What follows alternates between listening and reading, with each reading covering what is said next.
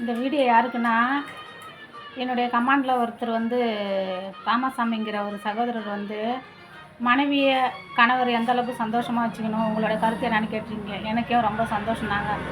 ஒரு குடும்பத்தில் சண்டை இருக்கக்கூடாதுங்க. சண்டை இருந்தாலே சந்தோஷம் போயிடும்.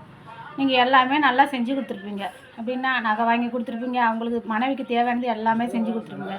செஞ்சு கொடுத்துட்டு ஒரு சின்ன சின்ன விஷயத்துக்கெலாம் ஒருத்தருக்கு ஒருத்தர் வந்து விட்டு கொடுக்க தெரியாத ஒருத்தருக்கு ஒருத்தர் சண்டை போட்டுனாலும் அதுவே சங்கடமாகிடும்.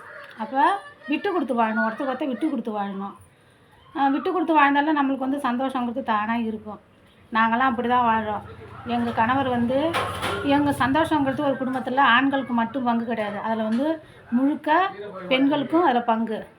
அப்போ வந்து நம்ம என்ன செய்யணும்னா, தன்னுடைய கணவருக்குள்ள வருமானத்துக்கு அவர் என்ன செஞ்சு கொடுத்தாலும் அதை நம்ம ரொம்பவே சந்தோஷமாக மகிழ்ச்சியாக நம்ம வாங்கிக்கணும். அந்த இடத்துல சந்தோஷம்தான் இருக்கும், சங்கடம் இருக்காது. எங்கள் லைஃப்பில் நாங்கள் வந்து என்னுடைய கணவர் எது செய்து எனக்கு கொடுத்தாலும் அதை நான் ரொம்பவே சந்தோஷமாக ஏற்றுக்கிட்டு எங்கள் லைஃப்பை நாங்கள் ரொம்ப சந்தோஷமாக நாங்கள் கொண்டு வரோம். இந்த பதிவு உங்களுக்கு பிடிச்சிருந்தா லைக் பண்ணுங்கள்.